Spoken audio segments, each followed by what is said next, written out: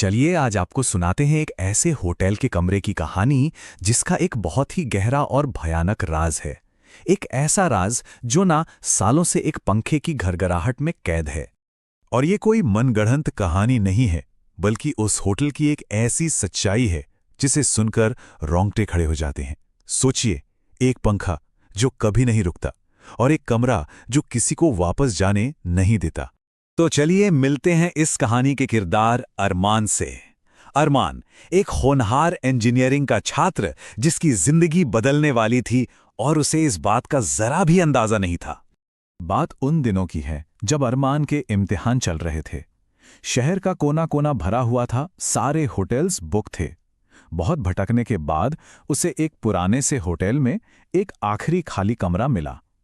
उसे क्या पता था कि वो जिस कमरे में जा रहा है वो कोई आम कमरा नहीं बल्कि एक जाल है। और वो कमरा था कमरा नंबर 407। होटल के मैनेजर ने अरमान को चाबी तो दे दी, पर साथ में एक ऐसी अजीब सी शर्त रख दी जिसे सुनकर कोई भी चौंक जाए। मैनेजर की आवाज में ना एक अजीब सा डर था।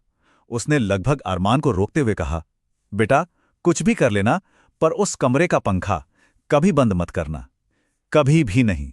अब अरमान ठहरा आज के जमाने का लड़का। उससे ये सब बातें अंधविश्वास लगीं।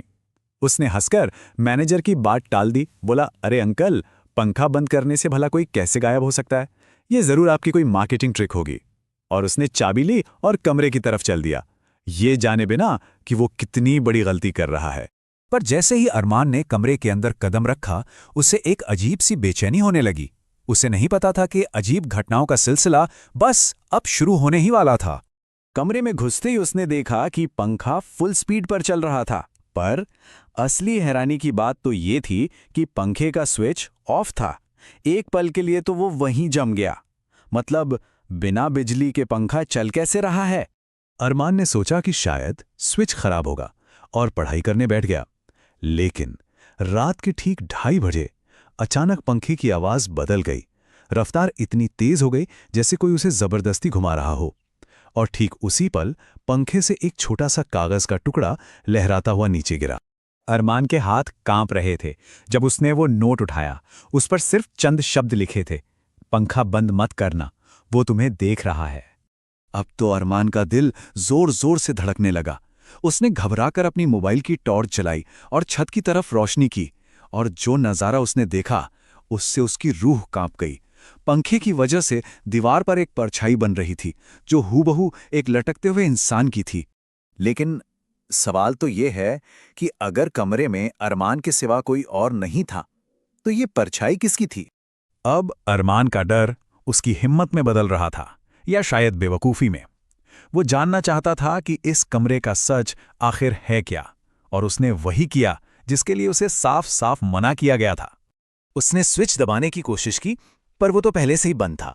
तो गुस्से और डर के उस अजीब से मेल में अरमान ने सीधा दीवार से पंखे का तार ही खींचकर अलग कर दिया, और पंखा धीरे धीरे रुक गया।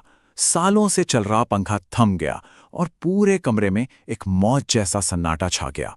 इतना सन्नाटा कि अरमान को अपने दिल की धड़कन तक सुनाई दे रही थी। 1 सेकंड, 2 सेकंड, 5, 10। अरमान ने अपनी सांस रोक रखी थी। उसे लगा शायद कुछ नहीं होगा, शायद ये सब बस उसका वहम था। पर तभी खट की एक आवाज आई। छत पर एक दरार पड़नी शुरू हुई और उस दरार से एक काला गाढ़ा सा लिक्विड नीचे टपकने लगा। अरमान ने कांपते हाथों से टॉर्च की रोशनी फिर ऊपर की। इस बार दरार के पास छत पर कुछ खरोंचा हुआ था, जैसे किसी ने अपने नाखूनों से लिखा हो, तुम्हें ऐसा नहीं करना चाहिए था। बस ये देखना था कि अरमान चीखता हुआ कमरे से बाहर भागा। वो पागलों की तरह सीढ़ियों से नीचे भागा, सीधा मैनेजर के पास। मैनेजर अब भी वहीं बैठा था, जैसे उसे पता था कि अरमान वापस आएगा। जैसे ही मैनेजर ने सुना कि अरमान ने पंखा बंद कर दिया है, उसके चेहरे का रंग उड़ गया। उसने कहा,